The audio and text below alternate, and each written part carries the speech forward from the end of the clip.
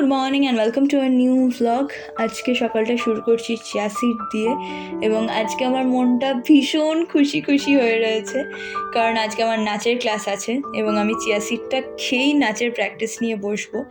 এটা একদমই নয় যে আমার সারা সপ্তাহ নাচের প্র্যাকটিস করার কথা মনে পড়ে না, শুধুমাত্র ক্লাসের দিন সকালবেলা মনে পড়ে। আমি সারা সপ্তাহ প্র্যাকটিস করি, কিন্তু আজকে যেহেতু নাচের ক্লাস রয়েছে তাই জন্য একটু স্পেশাল প্র্যাকটিস তো হবেই। আর একটা বড় কারণ হচ্ছে, মানে মন খুশি হওয়ার আরেকটা বড় কারণ হচ্ছে এই যে বিভিন্ন নাট্য উৎসব চলছে এখন সারা কলকাতা জুড়ে, এবং কিছুদিন বাদেই আসছে বইমেলা। সেটা একটা বড় কারণ, কারণ এতগুলো ভালো ভালো নাটক দেখার সুযোগ হচ্ছে, সেটা খুবই ভাল লাগে আমার। আর তাছাড়া বইমেলা আসছে এবং বইমেলায় আমার ম্যাম ডান্স টিচার শ্রাবণী রয়, ওনার এটা 4th বই যেটা লঞ্চ করছেন। আর ওনার গল্পগুলো আমার এত ভাল লাগে, ছোট গল্পগুলো অসাধারণ। তোমরা যদি কেউ ওনার বই পারচেজ করতে চাও আমাকে ডেফিনেটলি কমেন্ট সেকশনে জানিও, অ্যান্ড আই প্রমিস যে তোমরা কেউ হতাশ হবে না। মানে সত্যি ভালো ভালো গল্প, এবং উনি যে এত ট্যালেন্টেড সেটা জাস্ট ভাবা যায় না।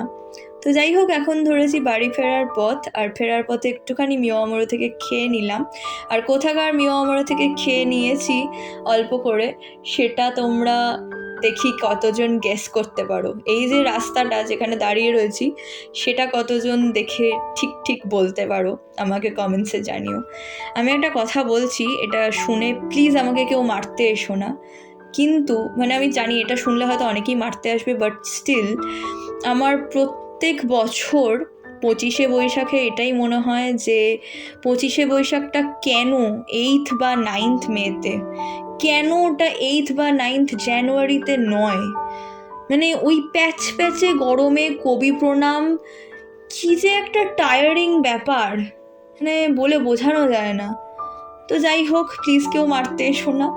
আর বাড়ি ফেরার পথে আমি একটুখানি মিষ্টি কিনে এখন বাড়ি যাচ্ছি। তো চলো, টাটা, বাই বাই, দেখা হবে আরেকটা নতুন ভ্লগে। টিল দেন সবাই খুব ভালো থেকো।